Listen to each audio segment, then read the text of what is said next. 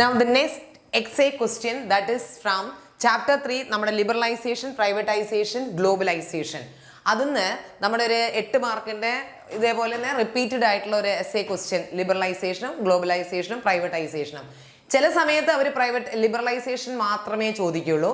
ചിലപ്പം critically evaluate new economic policy of 1991 എന്ന് പറഞ്ഞാൽ നിങ്ങൾ 3 എഴുതണം. ലിബറലൈസേഷൻ, പ്രൈവറ്റൈസേഷൻ, ഗ്ലോബലൈസേഷൻ എഴുതണം. ചില സമയത്ത് ലിബറലൈസേഷൻ മാത്രമേ കോൺസെൻട്രേറ്റ് ചെയ്യുള്ളൂ. ആ സമയത്ത് നിങ്ങൾ ലിബറലൈസേഷൻ മാത്രം എഴുതുക. അവിടെ നിങ്ങൾ ഗ്ലോബലൈസേഷനോ പ്രൈവറ്റൈസേഷനോ എഴുതാൻ നിൽക്കണ്ട. ഓക്കെ, അപ്പൊ നമുക്ക് ഇതിനകത്ത് ചോദിക്കുന്ന എസ്സേ ക്വസ്റ്റ്യൻ ആണ്. നമ്മൾ ഈ എസ്സേ ചിലപ്പോൾ സ്റ്റാർട്ട് ചെയ്യുന്നത് എസ്സേ, അതായത് ഈ ന്യൂ ഇക്കണോമിക് പോളിസി വരാൻ നമ്മൾ ഗവൺമെന്റ് എടുക്കാനുള്ള കാരണം എന്താണ്, അതിന്റെ ബാക്ക്ഗ്രൗണ്ട് ഓഫ് ദ റിഫോംസ് ചിലപ്പോൾ ചോദിക്കാറുണ്ട്. അങ്ങനെ ബാക്ക്ഗ്രൗണ്ട് ചോദിക്കുന്ന സമയത്ത് ക്വസ്റ്റ്യൻ ശരിക്കും വായിച്ചു നോക്കണം. ബാക്ക്ഗ്രൗണ്ട് തൊട്ടായിരിക്കും ചിലപ്പോൾ എസ്സേക്ക് പിടിക്കുന്നത്. അപ്പോൾ നമ്മൾ ബാക്ക്ഗ്രൗണ്ട് എഴുതണം. എന്തുകൊണ്ടാണ് നമ്മൾ ഈ 1991 ന്യൂ ഇക്കണോമിക് പോളിസി എടുക്കാനുള്ള കാരണം? ഒന്നാമത്തെ കാരണം ഗൾഫ് വാർ ആണ്. 1991 ഒരു ഗൾഫ് വാർ നടന്നു. അതിന്റെ ഫലമായിട്ട് നമുക്ക് ഗൾഫ് രാജ്യങ്ങളിൽ കിട്ടിക്കൊണ്ടിരിക്കുന്ന വരുമാനമൊക്കെ നിന്നുപോയി. അതേപോലെ പെട്രോളിയം പ്രൈസിന്റെ വില അങ്ങോട്ട് കൂടി. ഗൾഫ് വാർ വന്നാൽ നമുക്കറിയാലോ, പെട്രോൾ പ്രൈസസ് എന്ത് ചെയ്തു, കൂടി. അടുത്തപോലെ നമ്മുടെ ഫോറിൻ എക്സ്ചേഞ്ച് റിസർവ്സ് കുറഞ്ഞു. അതുവരെ ഉണ്ടായിരുന്ന വിദേശ നാണയ കരുതൽ മൂലധനങ്ങളൊക്കെ നമുക്ക് കുറഞ്ഞു. അതേപോലെ ഇന്റർനാഷണൽ ബാങ്ക് നമുക്ക് എന്ത് തന്നില്ല, refuse to give loans to India, നമുക്ക് തന്നില്ല. അതേപോലെ നമ്മൾ എന്ത് ചെയ്തു, we had already pledge some gold with Bank of England. നമ്മൾ ബാങ്ക് ഓഫ് ഇംഗ്ലണ്ടിന് പെട്ടെന്ന് കറൻസി ആവശ്യം വന്നപ്പോൾ അവിടെ കൊണ്ടുപോയി കുറെ പണയം വെച്ചായിരുന്നു. അതേപോലെ ആ സമയത്ത് നമ്മൾ എന്ത് ചെയ്തു, വേൾഡ് ബാങ്കിനെയും IMF-നെയും അപ്രോച്ച് ചെയ്യാണ് എടാ. എന്നിട്ട് പറഞ്ഞു വി നീഡ് സം മണി. അപ്പോൾ IMF ആൻഡ് വേൾഡ് ബാങ്ക് പറഞ്ഞു okay, no problem, we will give you money. പക്ഷെ എന്ത് ചെയ്യാം, ഞങ്ങൾ കുറച്ച് കണ്ടീഷൻസ് അംഗീകരിക്കണം. ആ കണ്ടീഷൻസ് ആണ് മക്കളെ എന്ത്, ലിബറലൈസേഷൻ, പ്രൈവറ്റൈസേഷൻ ആൻഡ് ഗ്ലോബലൈസേഷൻ. അങ്ങനെ ലിബറലൈസേഷൻ ഓഫ് ഇന്ത്യൻ ഇക്കോണമി വന്നു. India agreed these 3 condition and we announced what new economic policy in 1991. അപ്പോൾ നമ്മൾ ഈ ന്യൂ ഇക്കണോമിക് പോളിസി എടുക്കാനുള്ള കാരണം ഗൾഫ് വാറും ദുരിതവും കഷ്ടപ്പാടും കാരണം തന്നെയാണ് കേട്ടോ. ഇനി നമ്മൾ ലിബറലൈസേഷനിലേക്ക് നമ്മൾ ആദ്യം പോവാ. ലിബറലൈസേഷൻ ഇത് പോയിന്റ് ആണ്. ലിബറലൈസേഷൻ ഏതൊക്കെ ഫീൽഡിൽ, 5 ഫീൽഡ് ഉണ്ട്. ഈ 5 ഫീൽഡ് നമ്മൾ പഠിക്കണം, എന്നാൽ മാത്രമേ എസ്സേ പൂർണ്ണമാവുള്ളൂ കേട്ടോ. അപ്പൊ നോക്കിയേ, what is liberalisation? That means liberating the economy from government restriction. അതായത് ഗവൺമെന്റ് റെസ്ട്രിക്ഷൻസ് നമ്മൾ എന്ത് ചെയ്യാണ്, ഇന്ത്യൻ ഇക്കോണമിയെ കൺട്രോൾ, അതായത് നോ കൺട്രോൾ, ലിബറേറ്റ് ചെയ്യുക, അഴിച്ചുവിടുക, സ്വതന്ത്രമാക്കുക. അതിൽ ആദ്യം നമ്മൾ ചെയ്ത സെക്ടർ ഇൻഡസ്ട്രിയൽ സെക്ടറിലാണ്. അതായത് നമ്മുടെ ഇൻഡസ്ട്രിയൽ സെക്ടറിൽ നമ്മൾ ഒരുപാട് സാധനങ്ങൾ ലിബറലൈസേഷൻ നടത്തി. അതിൽ ഒന്നാമത്തത് ഡീ ലൈസൻസിങ്. ലൈസൻസ് വേണ്ട എന്ന് പറഞ്ഞു. എന്ന് വിചാരിച്ചിട്ട് എല്ലാ ഇൻഡസ്ട്രീസിനും ഇല്ല. ചില നമ്മുടെ രാജ്യത്തിന് സ്ട്രാറ്റജിക് ആയിട്ടുള്ള കുറച്ച് ഇൻഡസ്ട്രീസ് ഉണ്ട്. അതായത് നമ്മൾ chemical industry, alcohol industry, cigarette industry, അതേപോലെ ആംസ് ആൻഡ് ആമ്യുനേഷൻ, യുദ്ധ വെടിക്കോപ്പുകളൊക്കെ ഉണ്ടാക്കുന്ന ഇൻഡസ്ട്രീസ് ഇല്ലേ, അതൊക്കെ ആരുടെ കീഴിൽ തന്നെ വെച്ചു, ഗവൺമെന്റിന്റെ കീഴിൽ വെച്ചു. അല്ലാതെ ഈ അച്ചാർ കമ്പനിയും തുണി ഉണ്ടാക്കുന്നതും അങ്ങനത്തെയൊക്കെ ആർക്ക് കൊടുത്തു, പ്രൈവറ്റുകാർക്ക് വിട്ടുകൊടുത്തു. അതാണ് ഡീ ലൈസൻസിങ്. ലൈസൻസ് വേണ്ട, പ്രൈവറ്റുകാർ വിട്ടുകൊടുക്കുകയല്ല, അതിനൊന്നും ലൈസൻസ് ഗവൺമെന്റിൽ നിന്ന് എടുക്കണ്ട എന്ന് പറഞ്ഞു. അടുത്താണ് ഡീ റിസർവേഷൻ. കണ്ടോ? അതേപോലെ ഡീ റിസർവേഷൻ എന്ന് പറഞ്ഞാൽ എല്ലാ ഇൻഡസ്ട്രിയും പബ്ലിക് സെക്ടറിൽ ഉണ്ടായിരുന്ന, അത് ഗവൺമെന്റ് ഉടമസ്ഥയിൽ ഉണ്ടായിരുന്ന സ്ഥാപനങ്ങളൊക്കെ പ്രൈവറ്റുകാർക്ക് വിട്ടുകൊടുത്തു പറഞ്ഞാൽ അവർ നടത്തിക്കോളാൻ പറഞ്ഞു. പക്ഷെ നമ്മുടെ ഇന്ത്യയിൽ നമുക്കറിയാം, ഡിഫൻസും അറ്റോമിക് എനർജിയും റെയിൽവേയും ഇപ്പോഴും ആരുടെ കീഴിൽ തന്നെയാണ്, നമ്മുടെ ഗവൺമെന്റിന്റെ കീഴിലാണ്. പക്ഷെ റെയിൽവേ ഇപ്പൊ അങ്ങനെ പതുക്കെ പോകുന്നുണ്ട് കേട്ടോ. അതേപോലെ MRTP ഫെറ ആക്ട് ഒക്കെ അമെൻഡ് ചെയ്തു.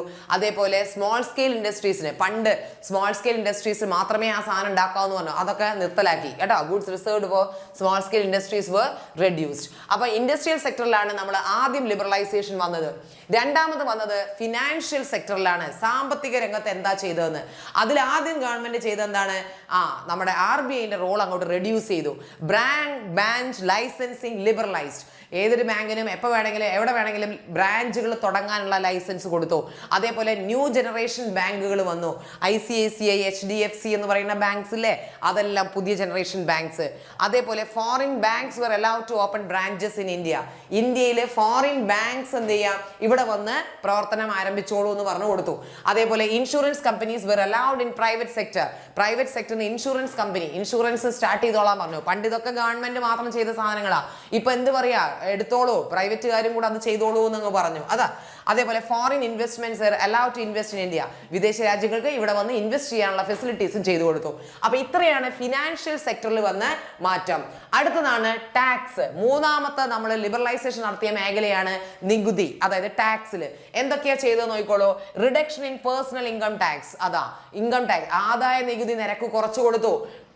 അതേപോലെ കോർപ്പറേഷൻ ടാക്സ് കുറച്ചു കൊടുത്തു, അതേപോലെ എക്സൈസ് ഡ്യൂട്ടീസ് അതൊരു നികുതിയാണ്, അത് കുറച്ചു കൊടുത്തു, കസ്റ്റംസ് ഡ്യൂട്ടീസ് കുറച്ചു കൊടുത്തു. അതേപോലെ നമ്മൾ പുതിയതൊന്ന് ഇൻട്രൊഡ്യൂസ് ചെയ്തു, GST, അതായത് ഗുഡ്സ് ആൻഡ് സർവീസ് ടാക്സ്. 2017 ജൂലൈയിൽ നമ്മൾ പുതിയ ടാക്സ് ഇൻട്രൊഡ്യൂസ് ചെയ്തു. അപ്പൊ ഇത്രയാണ് നമ്മൾ നികുതികളൊക്കെ നമ്മൾ എന്ത് ചെയ്തു, ഇളവ് ചെയ്ത് കൊടുത്തു. കുറച്ച് ഇൻകം ടാക്സ് കുറച്ചു, കോർപ്പറേഷൻ ടാക്സ് കുറച്ചു, കസ്റ്റംസ് ഡ്യൂട്ടി, എക്സൈസ് ഡ്യൂട്ടി, അങ്ങനെയുള്ള പല ടാക്സുകളും നമ്മൾ എന്ത് ചെയ്തു, കുറച്ചു കൊടുത്തു. ഓക്കെ, അടുത്തതാണ് ഫോറിൻ എക്സ്ചേഞ്ച് റിഫോംസ്. അടുത്ത് 4ാമത്തെ മേഖലയാണ്. അപ്പൊ ആദ്യത്തെ ഇൻഡസ്ട്രീസ് ആണ്, സെക്കൻഡ് ടാക്സ് ആണ്, മൂന്നാമത്തത് ഫിനാൻഷ്യൽ ആണ്, 4ാമത്തെ ഏതാണ്, ഫോറിൻ എക്സ്ചേഞ്ച് ആണ്. ഫോറിൻ എക്സ്ചേഞ്ചിൽ ആദ്യം ചെയ്ത എന്താണ്, ഇന്ത്യൻ രൂപയുടെ മൂല്യം അങ്ങോട്ടേക്ക് കുറച്ചു, ഡീവാല്യൂ ചെയ്തു കേട്ടോ. ഡീവാല്യൂഷൻ എന്ന് പറഞ്ഞാൽ deliberate reduction the price of rupee. കണ്ടോ, മനഃപൂർവ്വം നമ്മുടെ രൂപയുടെ മൂല്യം എന്ത് ചെയ്തു, കുറച്ചു. എന്തിനു വേണ്ടിയിട്ടാണ് കുറച്ചത്, ടു എൻകറേജ് എക്സ്പോർട്ട്, അതായത് കയറ്റുമതി കൂട്ടാൻ വേണ്ടി, അതേപോലെ മറ്റു രാജ്യങ്ങളിൽ നിന്ന് കറൻസി ഇങ്ങോട്ട് ഒഴുകാൻ വേണ്ടിയൊക്കെയാണ് നമ്മൾ ചെയ്തത്. പിന്നെ എക്സ്ചേഞ്ച് റേറ്റില് നമുക്കറിയാം $1:50, $1 എന്നൊക്കെ ഇല്ലേ, ഇതൊക്കെ പണ്ട് തീരുമാനിച്ചത് ആ എക്സ്ചേഞ്ച് റേറ്റ് എത്ര വേണം, 1:50 വേണോ, 1:100 വേണോ എന്നൊക്കെ തീരുമാനിച്ചത് ആരായിരുന്നു, RBI ആയിരുന്നു. പക്ഷേ ഇപ്പൊ RBI അല്ല, ആര് തീരുമാനിക്കും, മാർക്കറ്റ്. കണ്ടോ, it was replaced by market, അതായത് ഗവൺമെന്റ് അല്ല, ഡിമാൻഡ് ആൻഡ് സപ്ലൈ ഫോഴ്സസ്, അല്ലെങ്കിൽ നമ്മുടെ ഫ്ലെക്സിബിൾ എക്സ്ചേഞ്ച്. ആദ്യം ഫിക്സ്ഡ് ആയിരുന്നു, ഇപ്പം അത് മാർക്കറ്റ് ഫോഴ്സസ് വിൽ ഡിറ്റർമൈൻ. അത് ഗവൺമെന്റ് യാതൊരു റോളില്ല, RBIക്ക് ഒന്നും ഒരു റോളില്ല കേട്ടോ. Okay, this is foreign exchange reforms. Now comes trade and investment policy. ഇനി ലാസ്റ്റ് വൺ ആണ് ലിബറലൈസേഷൻ നടത്തിയ 5ാമത്തെ, അതാണ് നമ്മുടെ അവസാനത്തെ മേഖല. അതെന്താ നോക്കിക്കോളൂ, reduction in tariff rate. Tariff, നികുതികൾ കുറച്ചു. നമുക്കറിയാം ടാരിഫ് എന്ന് പറഞ്ഞു കഴിഞ്ഞാൽ എന്താണ്, നമ്മൾ കയറ്റുമതി ചെയ്യുമ്പോഴും ഇറക്കുമതി ചെയ്യുമ്പോഴൊക്കെ നമ്മൾ ടാക്സ് ഇമ്പോസ് ചെയ്യും, ഇറക്കുമതി ചെയ്യുമ്പോൾ പ്രത്യേകിച്ചും, അതാണ് ടാരിഫ്. അതങ്ങോട്ട് റെഡ്യൂസ് ചെയ്തു. അതേപോലെ കോട്ട സിസ്റ്റം, നമുക്ക് ഇറക്കുമതി ചെയ്യുന്നതിന് ഒരു പെർട്ടിക്കുലർ അളവുണ്ടായിരുന്നു, ഇത്രയേ ഇറക്കുമതി ചെയ്യാവുന്നു. ആ കോട്ട സിസ്റ്റം എന്ത് ചെയ്തു, റിമൂവ് ചെയ്തു. എത്ര വേണമെങ്കിലും ഇറക്കാം, എത്ര വേണമെങ്കിലും കയറ്റുമതി ചെയ്യാം. Import licensing what abolished except hazardous good, അതായത് ഇറക്കുമതി ചെയ്യുമ്പോൾ നമുക്ക് ലൈസൻസ് എടുക്കണമായിരുന്നു, പക്ഷെ ആ ലൈസൻസ് ഇനി വേണ്ട എന്ന് പറഞ്ഞു. പക്ഷെ ചില ഹസാർഡസ്, അതായത് കുറച്ച് ഭീകരമായ മാരകമായ സാധനങ്ങളൊക്കെ ഇറക്കുമതി ചെയ്യുമ്പോൾ നമ്മൾ എന്തെടുക്കണം, ലൈസൻസ് എടുക്കണം, അല്ലാത്തതിനൊന്നും ലൈസൻസ് എടുക്കണ്ട കേട്ടോ. അതേപോലെ എക്സ്പോർട്ട് ഡ്യൂട്ടീസ് റിമൂവ്, നമ്മൾ കയറ്റുമതി ചെയ്യുമ്പോൾ നമ്മൾ ടാക്സ് അടയ്ക്കണമായിരുന്നു, അതും കുറച്ചു. അതായത് foreign investors were allowed to invest in India, വിദേശ ഇൻവെസ്റ്റേഴ്സ് ഇവിടെ വന്ന് ഇൻവെസ്റ്റ് ചെയ്യാനുള്ള പെർമിഷൻ കൊടുത്തു. മക്കളെ, ഇത്രയുമാണ് നമ്മൾ ലിബറലൈസേഷൻ ചോദിച്ചാൽ എഴുതേണ്ടത്.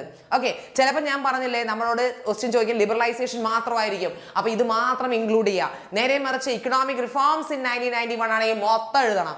അവിടെ നമ്മൾ എന്ത് എഴുതണം, ഗ്ലോബലൈസേഷനും പ്രൈവറ്റൈസേഷനും കൂടെ ഇൻക്ലൂഡ് ചെയ്യണം. അപ്പൊ നോക്കിയേ, എന്താണ് പ്രൈവറ്റൈസേഷൻ? പ്രൈവറ്റൈസേഷൻ എന്ന് പറഞ്ഞു കഴിഞ്ഞാൽ denationalisation refers giving more importance to private sector ആണ്. അതായത് ഏറ്റവും കൂടുതൽ ഇമ്പോർട്ടൻസ്, പ്രൈവറ്റൈസേഷൻ മീനിങ് തന്നെ നമുക്കറിയാം, giving more importance to private sector and withdrawal of public sector. അതായത് ഗവൺമെന്റ് ഉടമസ്ഥയുള്ള സ്ഥാപനങ്ങളൊക്കെ ആർക്കും എടുത്ത് വിൽക്കുന്നു, പ്രൈവറ്റ് സ്ഥാപനങ്ങൾക്ക് വിൽക്കുന്നു. മനസ്സിലായോ? ഇത് എന്തിനു വേണ്ടിയിട്ടാണ് വിൽക്കുന്നതെന്നറിയോ? ഫോർ ബെറ്റർ പെർഫോമൻസ്, അതേപോലെ to raise fund, raising revenue to the government. ഇനി ലാസ്റ്റ് വൺ ആണ് നമ്മുടെ എന്ത്, ഗ്ലോബലൈസേഷൻ. ഗ്ലോബലൈസേഷൻ എന്ന് പറഞ്ഞാൽ integration of the Indian economy to the world economy, അതായത് നമ്മുടെ സമ്പദ് വ്യവസ്ഥയെ മറ്റു ലോകരാജ്യങ്ങളുടെ മേലെ സമ്പദ് വ്യവസ്ഥയുമായി ബന്ധിപ്പിക്കുക, കൂട്ടിയിണക്കുക, അതാണ് ഗ്ലോബലൈസേഷൻ എന്ന് പറയുന്നത്. ഗ്ലോബലൈസേഷന്റെ ഗുണങ്ങൾ എന്താണെന്നറിയോ? ക്ലോസർ ഇന്റഗ്രേഷൻ ഓഫ് കൺട്രീസ്, രാജ്യങ്ങൾ തമ്മിൽ അടുത്ത ബന്ധം ഉണ്ടാവും. അതേപോലെ അങ്ങോട്ടും ഇങ്ങോട്ടും ഗുഡ്സും സർവീസും ക്യാപിറ്റലും നോളജും അക്രോസ് ദ നാഷണൽ ബോർഡർ, അങ്ങോട്ടും ഇങ്ങോട്ടും കയറ്റുമതി ഇറക്കുമതി ഒക്കെ ചെയ്യാം, ദർ ഇസ് നോ പ്രോബ്ലം. അതേപോലെ എക്സ്റ്റൻഷൻ ഓഫ് മാർക്കറ്റ് വികസിക്കും, അതായത് വിദേശ രാജ്യങ്ങളിൽ നിന്ന് സാധനങ്ങൾ ഇവിടെ വെക്കുകയല്ലേ, അതേപോലെ നമുക്ക് വേണമെങ്കിൽ നമ്മുടെ സാധനങ്ങൾ പുറം രാജ്യങ്ങളിൽ കൊണ്ടുപോയി വിൽക്കാം. അപ്പൊ വൈഡനിങ് എക്സ്റ്റൻസ്. അതിനെ അടുത്തത് ഗ്ലോബലൈസേഷൻ ഒരു ഇമ്പോർട്ടന്റ് ഔട്ട്കം ആണ് മക്കളെ, എന്ത്, ഔട്ട്സോഴ്സിങ്. ഔട്ട്സോഴ്സിങ് എന്ന് പറഞ്ഞാൽ സ്ഥിരമായി നമ്മൾ ഒരു സർവീസസ് മറ്റു രാജ്യങ്ങളിൽ നിന്ന് ഹയർ ചെയ്യുന്നതിനെയാണ് നമ്മൾ എന്ത് വിളിക്കുക, ഔട്ട്സോഴ്സിങ് എന്ന് പറയുന്നത്. ഇന്ത്യ ഔട്ട്സോഴ്സിങ്ങിന് പറ്റിയ ഒരു രാജ്യമാണ്. കാരണം നമുക്കിവിടെ സ്കിൽഡ് മാൻ പവർ ആണ്, കുറഞ്ഞ പൈസ കൊടുത്താൽ മതി. അതേപോലെ ഫ്ലുവൻസി ഇൻ ഇംഗ്ലീഷ് നല്ല ഫ്ലുവൻസി ഉണ്ട്. ഓക്കെ, അപ്പൊ ഇത് വന്നു കഴിഞ്ഞാൽ എന്താ ഗുണമെന്നറിയോ? This has created millions of jobs in recent years. ഒരുപാട് പേർക്ക് എന്ത് കിട്ടും, ജോലി കിട്ടും. അതാണ് നമ്മുടെ എന്ത്, ഔട്ട്സോഴ്സിങ്. അപ്പൊ മക്കളെ, നമ്മളോട് ഇപ്പോൾ ഒരു എസ്എ ക്വസ്റ്റ്യൻ ചോദിക്കുകയാണെങ്കിൽ ഇത്രയും സാധനങ്ങൾ നമ്മൾ ഇൻക്ലൂഡഡ് ആയിരിക്കണം കേട്ടോ. Liberalisation, privatisation and globalisation. Question വായിച്ചു നോക്കണം. മിസ് നേരത്തെ പറഞ്ഞതുപോലെ ചിലപ്പം ക്വസ്റ്റ്യനിൽ ലിബറലൈസേഷൻ മാത്രമാണെങ്കിൽ അത് മാത്രം മെനക്കെട്ടാൽ മതിയല്ലോ, ചിലപ്പോൾ മൊത്തത്തിലായിരിക്കും. അപ്പൊ ഈ 3 ടോപ്പിക്സ് നമ്മൾ കവർ ചെയ്യണം, liberalisation, privatisation and globalisation. Okay, finish.